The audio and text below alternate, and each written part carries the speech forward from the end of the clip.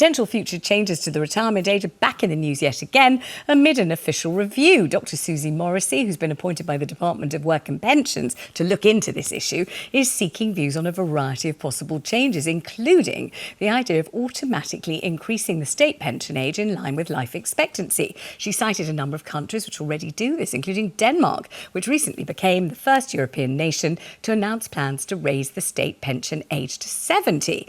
Over here, the state pension age is on course to rise from 66, which it is now, to 67 by 2028, before increasing to 68 by 2046. But over the next 50 years, the number of pensioners is expected to rise to 19.5 million. That's a quarter of the adult population. And with the state pension already costing an estimated £146 billion a year, do you think it's true that something has to change? I don't know who's the most senior on this panel, and I wouldn't be unladylike enough to guess, so I'm going to go to William first on this.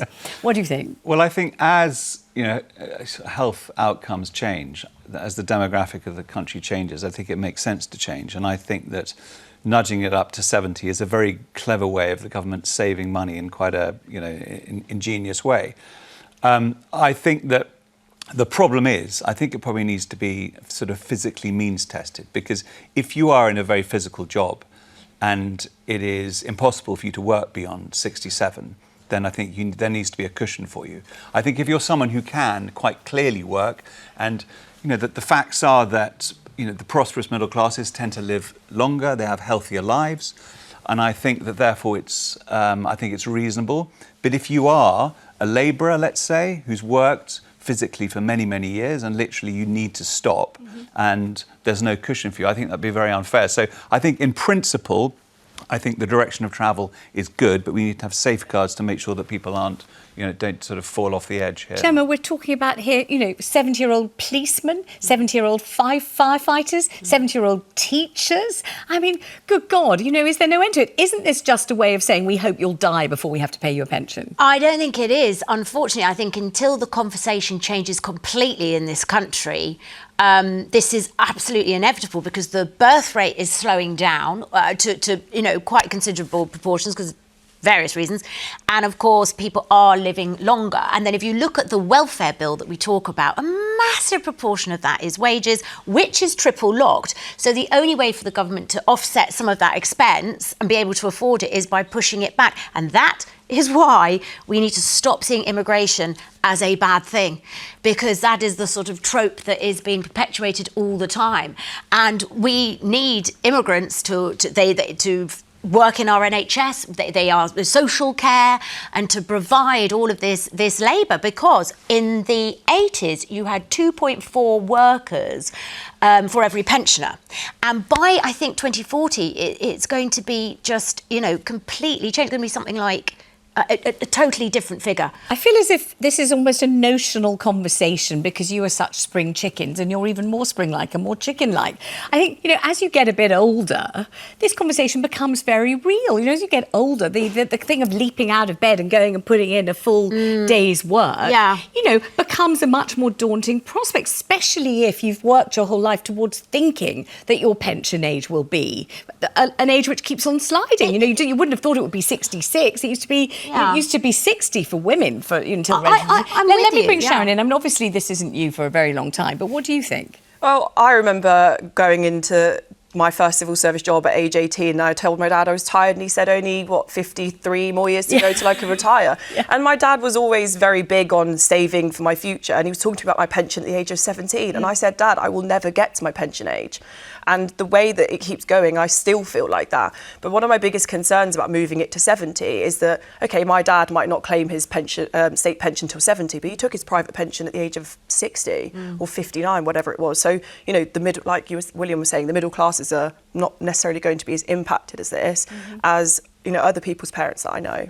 All right, let's bring in our callers. So Sally's on the line in Devon. Sally, do you feel there's no choice but to move the pension age, the state pension age, to 70, or do you think it's a horrific prospect?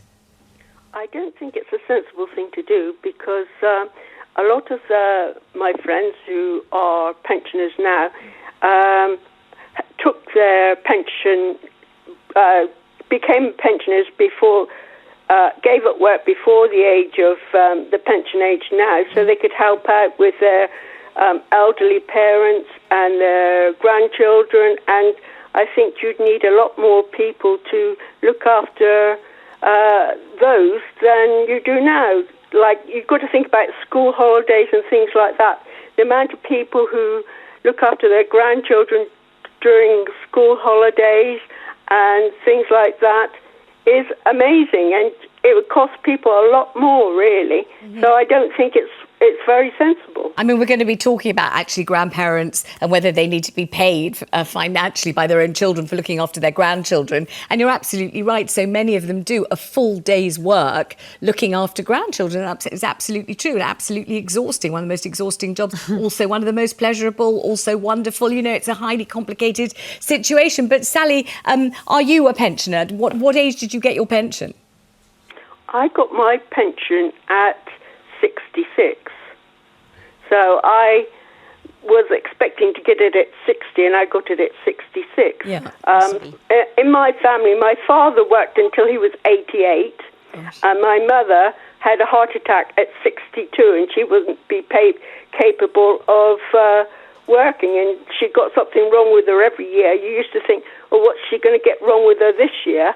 She cost the country a fortune in medical bills, quite frankly. But my dad had hardly anything wrong with him, and when he got taken to hospital with a blockage in his stomach, they couldn't believe how little notes he had, because there's nothing wrong with him. What job was he doing at the age of... A week before he died. Sally, what job was he doing at the age of 88? He was a farmer. God, he was still being Yeah, Oh, wow. Amazing. Incredible call. A very unsentimental way of looking at your mother, may I say, as a collection of ailments that was costing the country a great deal of money. Let's go to John in Derby. Hi, John. What do you think about shifting the pension age to 70? Oh, no, I don't agree, Vanessa. By the way, I love your show. Oh, you're lovely. Thank you very much indeed. Do you think it's just too old? What do you think? Yeah, I'm 64 and I'm waiting for a new hip. And I think it just keeps going on and up with the age. But also, we never get told, do we, how many people don't make to retirement age and how much the government saves on that. You're absolutely right. We never do get told that. You're quite right. We Never don't get ever read told that that. information, have you? Never hear it. No. That's an excellent point. No. But tell me, John, I don't know what your work is. What have you done for work for your life?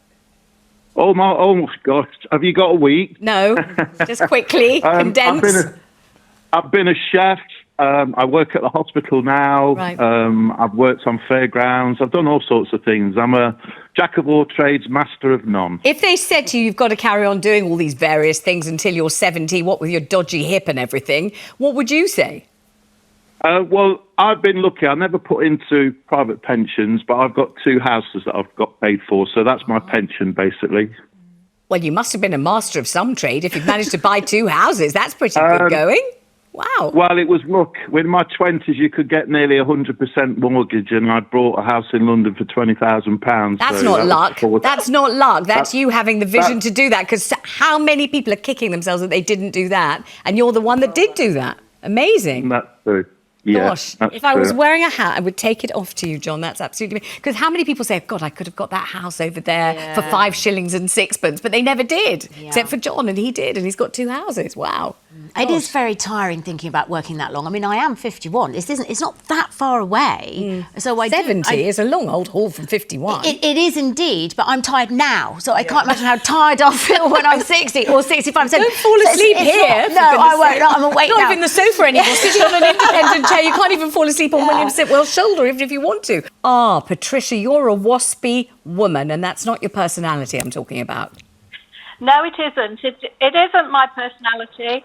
However, I was the consequence of the inevitable situation that the government will want to raise pensions. And I really seriously think that this is what's going to happen, whether we like it or not, because of the challenging state of the country's finances. Patricia, sorry to interrupt you, my darling, but would you just remind people just what happened to the waspy women? It was a horrible shock to you when the pension age changed and you felt that you hadn't been told, no one had really informed you. Just remind people, it went from what to what? Right. I was currently then at 59, and I had worked all my life from the age of 17, and had developed careers which actually helped my family as a whole.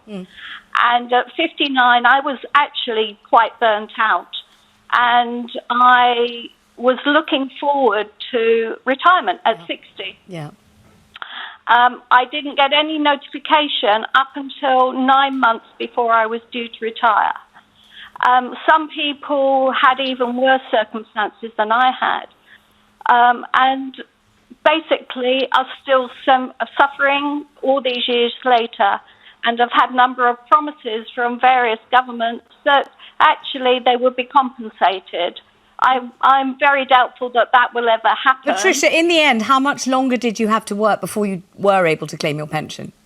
7 years. Another 7 years. Yeah. So you know, all the WASPy women like Patricia had worked towards thinking that they were going to be retiring at 60 and made, you know, financial provision and expected that to happen. When it didn't, lots of people's lives just fell apart completely, and it was, you know, considered to be desperately unfair because they hadn't done anything irresponsible or ridiculous. All they'd done was what they were told to do. I'm really sorry to hear, you know, the repercussions for you, and I've spoken to many WASPy women in the past, and it's a heck of a thing. I'm really sorry. Let's go to Diane in Northumberland about this.